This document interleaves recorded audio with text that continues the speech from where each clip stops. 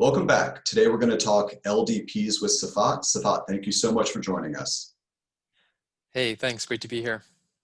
All right, so before we jump into learning a little bit more about LDPs, let's talk a bit about your background.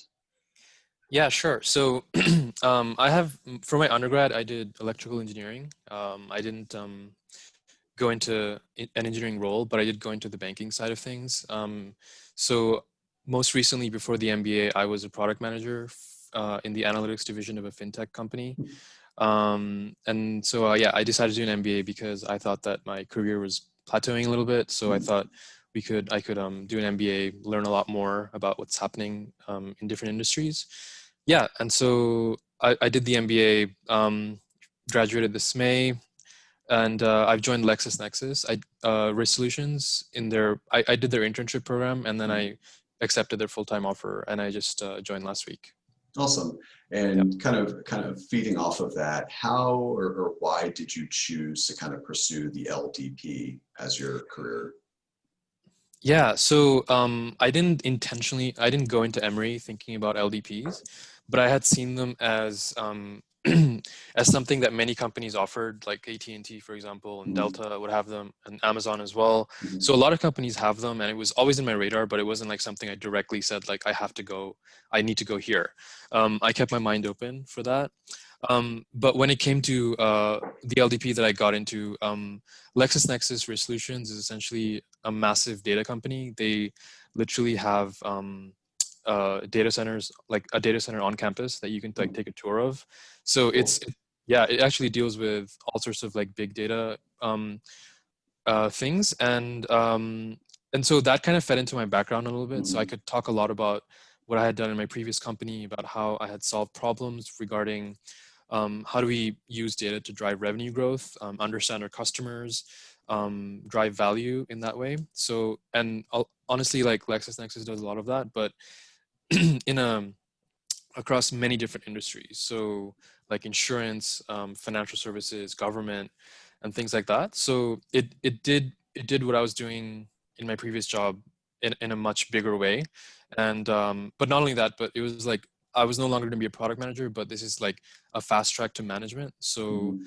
um, what I had seen is that all the LDP people employees were getting promoted after two Mhm. years. Yeah, cool. So that was really good. I thought that was like I mean, when you go into the MBA, you want to get into leadership positions Mhm. in management in companies, and this is like an LDP is a really good way to do it because it's almost like it's organized and it's like not arbitrary. Mhm. It's more like you have a clear path to management, and so those are some of my driving decisions. So yeah, Yeah. in summary it was the background that I had. It really aligned with the company's and aligned with my personal interests regarding like I've always been interested in like how we can use data to do things, Mhm. and secondly, the fact that this is like a clear path to management, Mhm. and and essentially they're really paying you to be trained. So Yeah. No, yeah. I mean, LDPs, as I think we'll get to talking about in a second, are super popular because in some ways they offer like the best of multiple worlds. Like you can become a manager quickly, but you also get the diversity that a lot of people are scared to like commit to an industry and stick to that. Um, absolutely. Yeah, I forgot to add that part. I mean, yeah, like you do rotate through different divisions of the business, as you know, yeah, and that can really widen your perspective.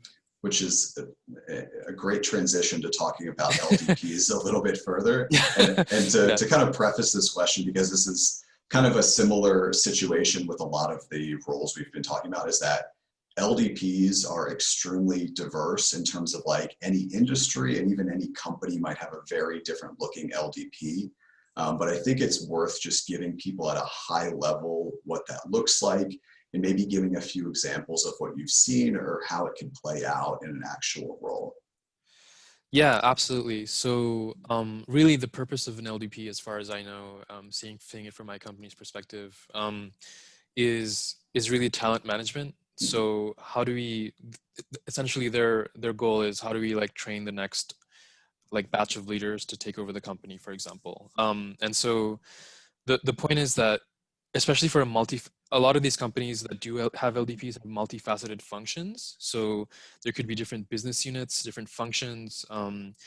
however, to really be a leader in the company, it's often great to have that multi-channel perspective of what the business does, because at the end of the day, a lot of the divisions of a business are often interconnected, and they often leverage off of each other to deliver holistic solutions or synergistic solutions that would combine multiple things.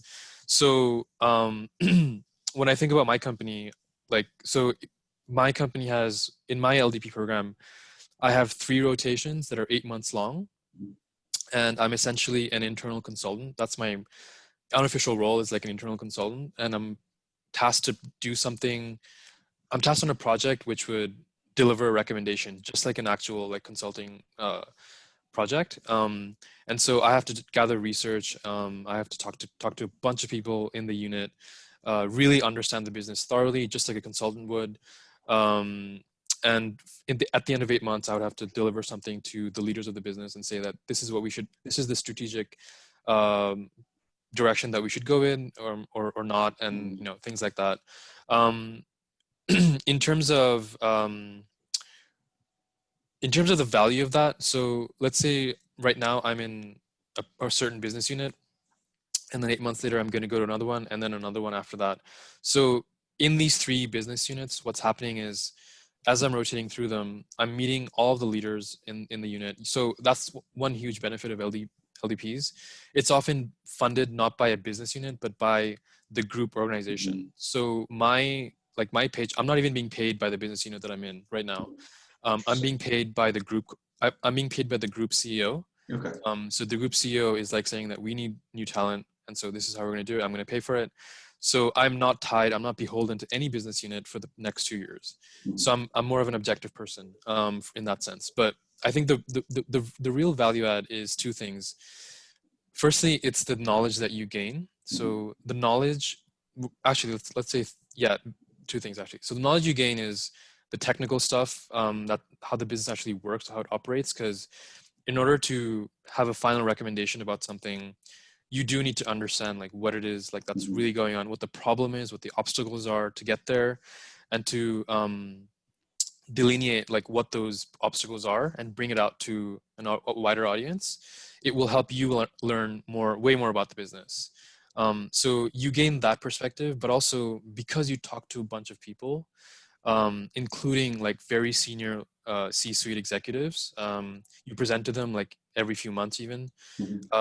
You essentially build relationships, you nurture relationships with management and people who will basically want you after the program ends. So for example, I know someone who he's just been promoted like last week actually, because he just completed the 2 years, but he had multiple offers from different business units to they all wanted him because they all saw his work, and he had built relationships with them, and he knew they knew like his value in the company. So he's in demand, and so he had to choose one division to go into, obviously. So one of the things, there's a ton of things that I've heard that's really nice about LDPs is the structure of like companies. The LDPs are generally pretty structured, and they're really centralized about developing talent and kind of putting you through this kind of curriculum of knowledge. And that makes them very attractive to a lot of people because you're seeing a lot of things, and you're also like, when you're talking about the CEOs funding it, the company or the business unit you're working in isn't necessarily super nervous about training you because they understand that you're there to add value. And you're free, which is obviously a really nice thing for any company to have. So it's a very different like mindset of the company to have that when you come into that role, because it does buy you a little bit of opportunity to really be there to absorb and learn. And then on the end, like fast track to upper management, which is always excellent. Yeah. I think. Sorry, did you have a next question, or? Yeah, I was going to just say let's talk a little bit about your experience over the summer, and we can kind of bounce around on that because I think that'll be really nice for people to hear. Yeah, sure. So I interned at LexisNexis Risk as well, and so this was an inaugural batch of interns. So we did not have an internship program before this. So I was one of the first interns, and it's honestly like everything I just said before this, like the 8-month rotation, it's been squeezed into a 3-month rotation. So your project it's not really squeezed, but like your project is smaller. Yeah. It's smaller in scope. So I had a really great experience during the internship. It was really interesting because you get to learn a lot about like, and here's where, and this is something that people will really, I think people really get value in knowing that um, Professor Siegel's class is really important for this. So the whole, I'm sure like people are going to get this. I still have it in front of my desk, but this is really important for anything you do post MBA. This is really like, maybe not like, it's not like a Bible, but Yeah. it, you know how, like consulting recruiting is all about like structured thinking. How do you approach a problem?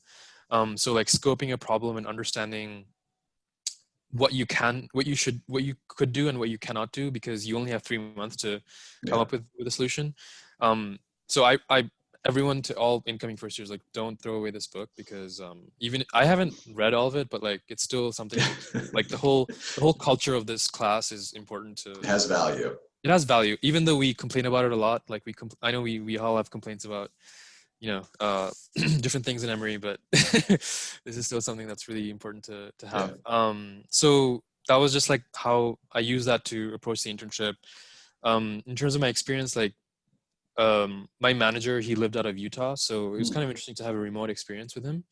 My project, I had a manager and a project sponsor. So the project sponsor is someone who's like a VP. He was in the office, but my direct line manager and day to day is someone who was based out of Utah.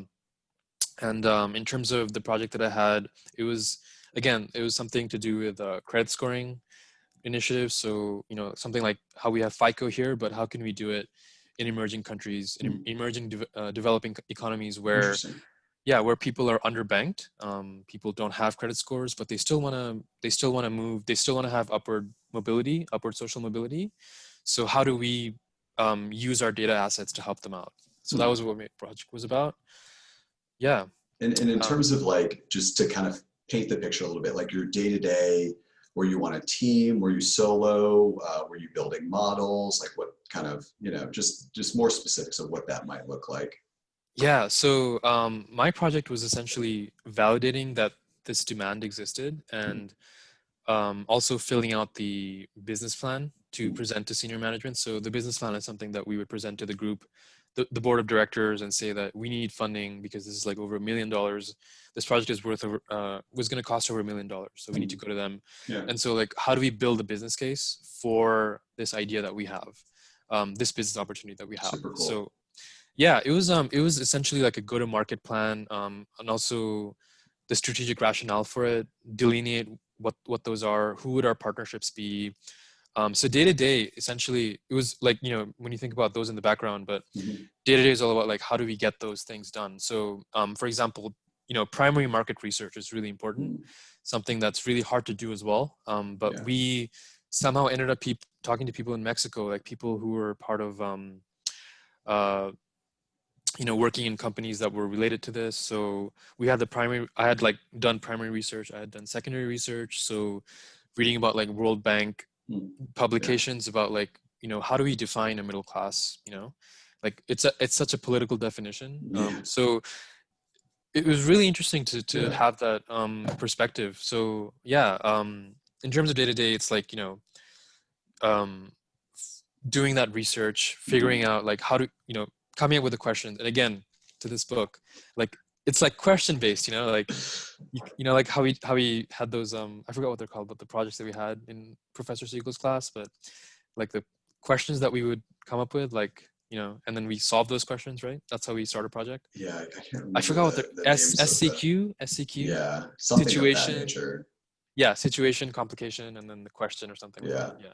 But it was literally that was what I did, like in my project. So like Professor Siegel's class was super helpful because I brought structure to this question. Yeah. So yeah, that's what they value in that. And to kind of just, if it says anything that he has the book on his desk next to him when he started work, I think that should explain that it's of value. Yeah, for sure. And I'm sure like if you speak to other people, I'm sure some of them, like I know like Abhishek did the same thing at ADP. So yeah. So kind of jumping off a little bit, and I know this question is going to be super generic, but just other classmates doing LDPs as well, similar experiences, or did you kind of see that there was just was there just huge variation, or was it relatively similar?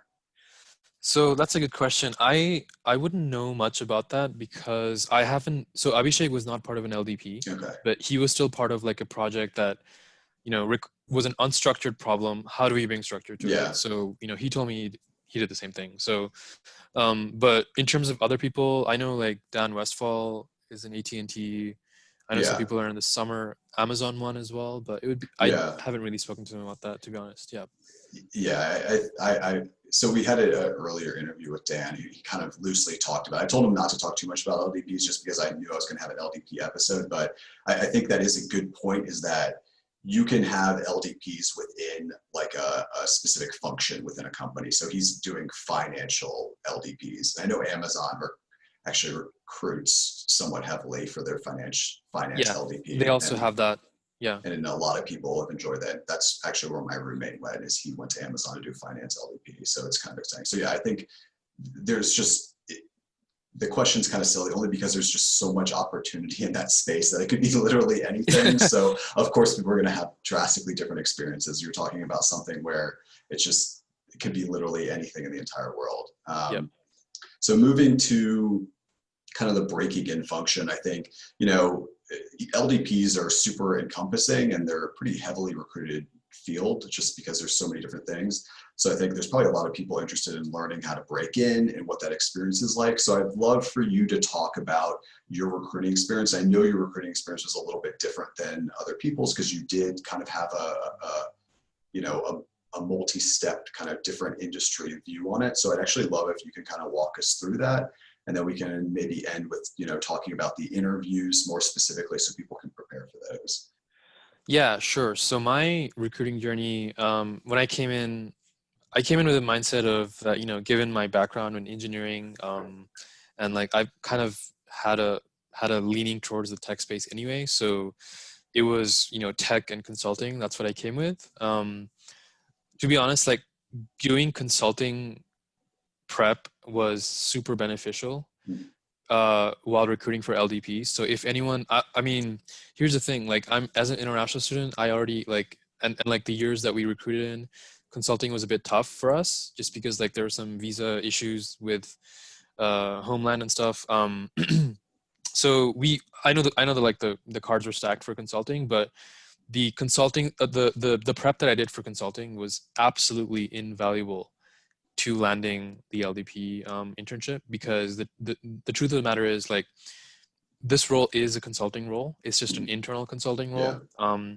So structured thinking is super important in this role. So like obviously first semester we were all super busy. I was doing the consulting recruiting, but I was also like and like the tech companies weren't really recruiting at that time. Yeah. Tech companies tend to do last minute recruiting. So they do like internships are like opening up in March, for example, whereas consulting is happening in like October or something or November. Mhm. So there was always these timelines to juggle, but it actually helped that I did consulting recruiting early, like all of us did, a Yeah. lot of us did.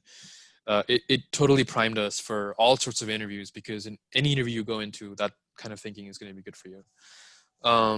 So yeah, like in terms of just my like timeline, yeah, I did the whole interviewing thing with consulting firms as well, like EY, and then when it came to tech recruiting as well, I did that.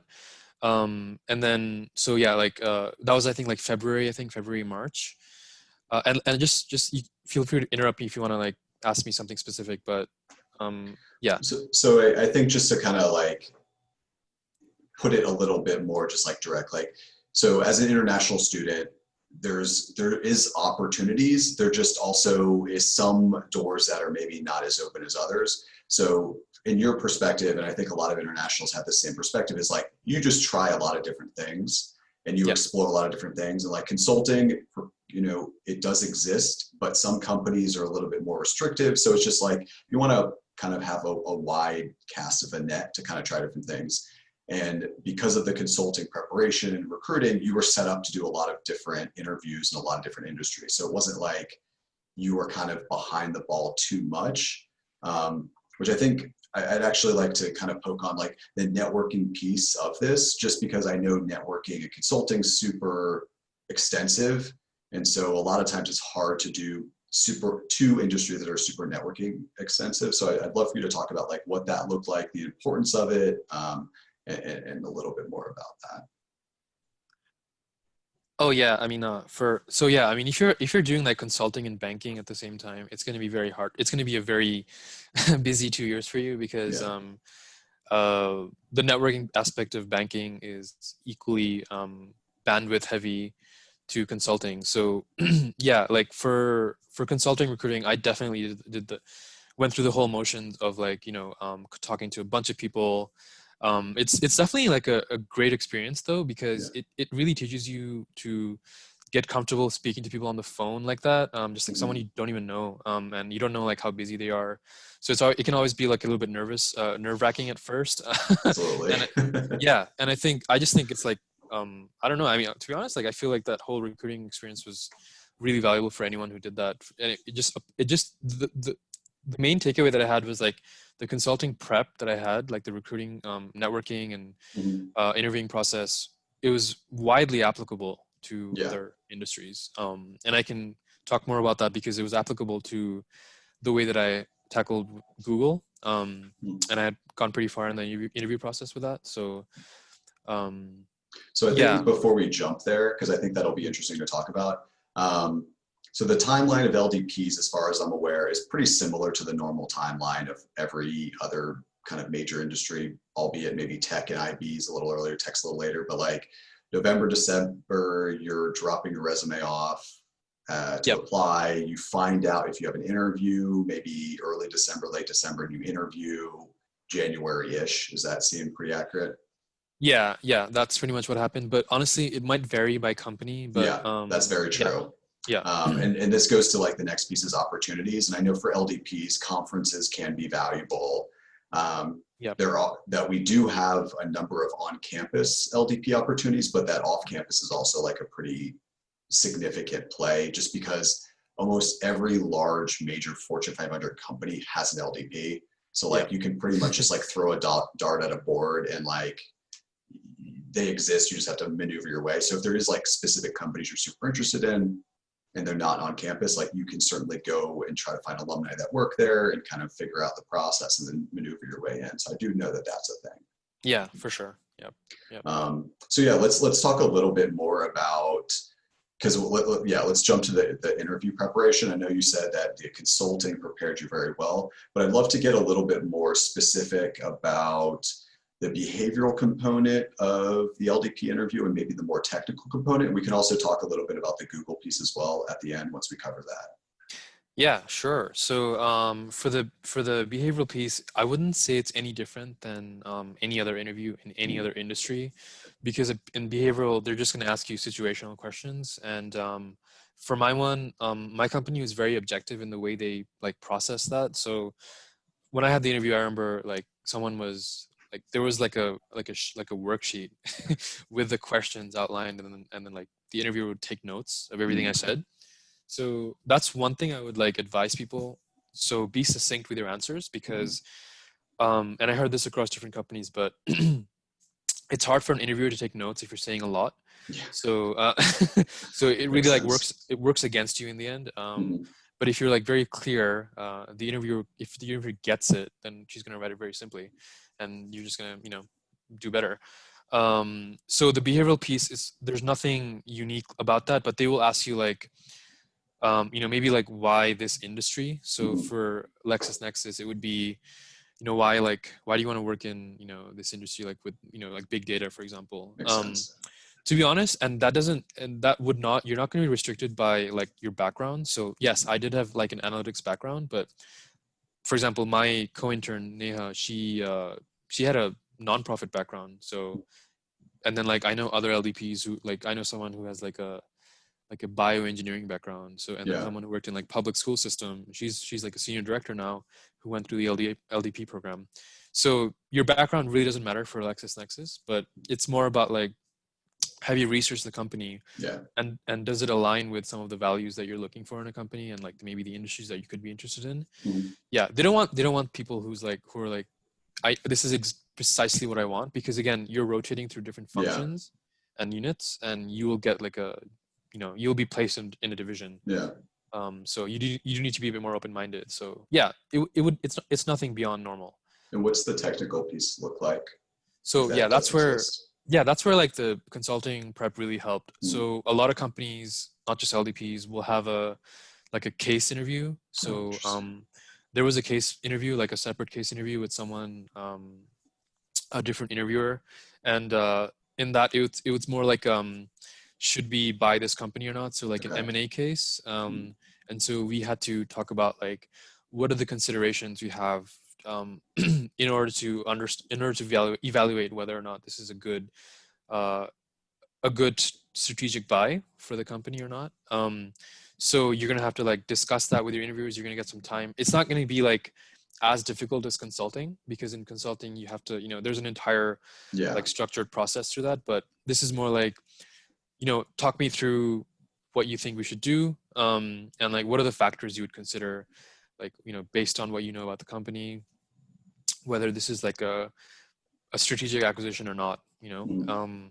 That's, you might get that, you might get like a different kind of case, but it is like, if you do consulting interview prep, the case interview prep, I mean, you will be very well prepared for an LDP, especially Yeah. at my company. Yeah. But I do want to caution people, if you do not want to do consulting and you want to do LDPs, you don't have to go through the entire consulting Yeah. process to learn how to case. Like there's definitely the casing that you need to be able to do and learn for an LDP is not the same structure entirely. I mean, it's good to be aware. So you can do a much more simplistic version of that.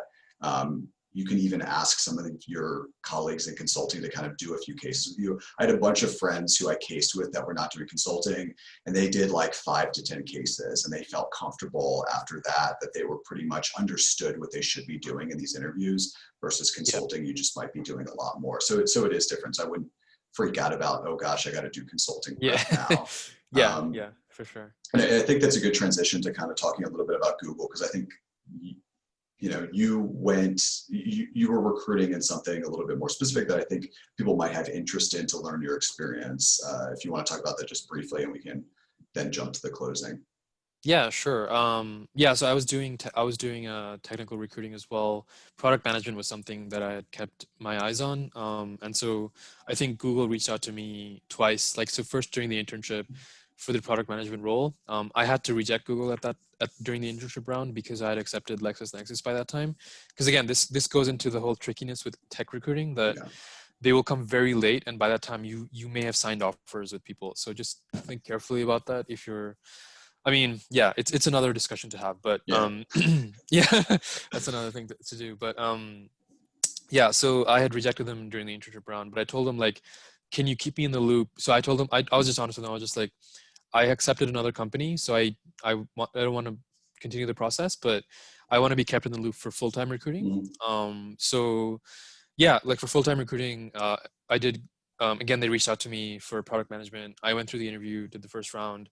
Um, so the product management at Google is really tough. I think most people don't get in the first time. I know someone who got in like the fifth time that they tried, Yeah. because it's just like a whole other. It's like a really strange process, but it's definitely a good process as well. But again, like I did cases Mhm. of like product design, so they would ask you like, how would you design like uh, um, a camera for the elderly, for example. So it makes you think like about customers. So a lot of things that we learn in class, like in marketing, it really Mhm. applies here. So to have like a customer centric view of things, and do that. So yeah, I did a lot of, I reached out to like a Slack. There's like a Slack community where you can talk, do cases with other people, just like we do in consulting Yeah. in school. So I did that, passed the first round. I did like 6 interviews in the final round, didn't get in. But again, like great takeaways Mhm. with that.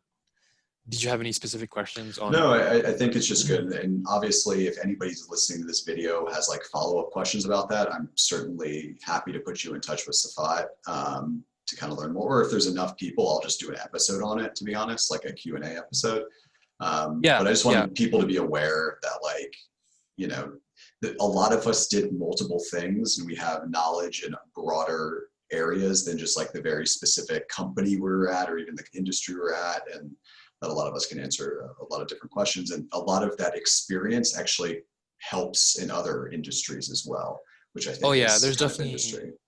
there's a lot of cross-pollination, and with product management, it does require a lot more prep than Mhm. some other roles that the tech companies offer. Like you could be, I mean, tech companies have a lot of different roles, but Every role. product is a bit difficult because we're not used to thinking about like design thinking and Mhm. like how do we build products. So there's some prep that's required to get into it. So I'm happy to speak to anyone who wants to talk about Awesome. that. Yep. So let's get to the closing. And the first closing question is to make this a little bit more actionable. Somebody watches this video, they want to pursue LDPs, learn more. What would be kind of your first 1 to 2 steps to really pursue that direction? Yeah. So if we're talking about LDPs, I would definitely look through kind of our, I think there's like an Excel file that goes out to that has like all of our, The second year information, like where everyone yeah, interned. Yeah, yeah. I And think I that's think a it even great, has the like alumni. Even I think our yeah, information might be on it as yeah, well. like class of 2019, class of 2018 as well. Mhm. Because I think they would be, could be a good first step, like Mhm. to understand like just like what LDPs are, Mhm. because they are part of one right now and they may be even like gone through it already. So maybe I would start there and Mhm. like as a target, as a way to target companies. So in that list, you're going to find Amazon, you're going to find AT&T, you're going to find Delta, LexisNexis as well. So maybe start with that list, and Mhm. then that list can be expanded. And Yeah. as you expand the list, you also, um, I think there are two things. So LDPs are not like product where you have to like do like specific cases for them, or have some like specialized training for interviewing for them. Mhm. I think it's more about doing the industry research and understanding, getting to know the companies well, because I think if you can tell them, if you can show them that you know the companies really well, Mhm. that will really show them, that will make you stand out, because not many people are going to do that. I think like, they're just going to be like, oh yeah, this company does this and that's really great. But the more depth you have about a company, that could Yeah. really help you out in the LDP process. Just essentially like show a lot of interest in those companies. So that would be my first action point. Start with that list, Mhm. get those companies, and then add like other companies to that list as you go through the recruiting process. Understand, like go to National Black. They will Mhm. also have a ton of companies there, the conference.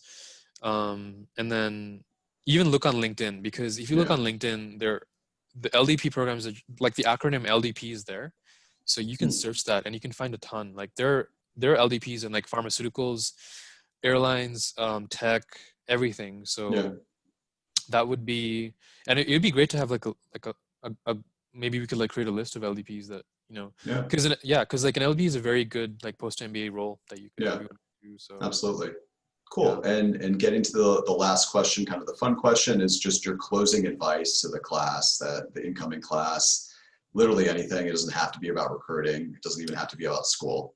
Yeah, I mean, maybe I would like give a different type of advice if it was not like a pandemic right now.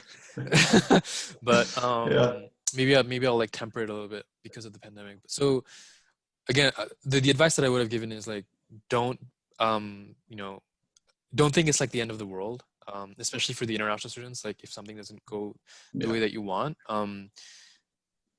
I just want to say like my class, the international students in so the international students in my class, including myself, we have done really, really well, exceptionally well. So like literally like I think all of us, like almost all of us have jobs. So in that sense, we've done really well.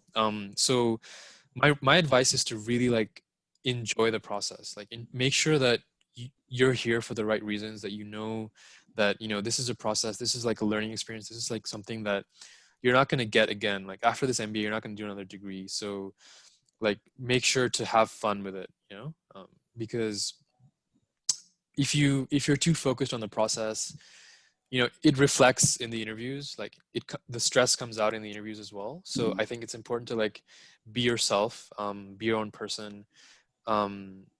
Yeah, and just go through it and just enjoy it. That Yeah, would be my advice. great advice. I like it a lot. All right, well, that actually concludes our episode about LDPs with Sifat. Sifat, thank you so much. Yeah, thanks Scott for doing this for the new class. Yeah, it's really helpful.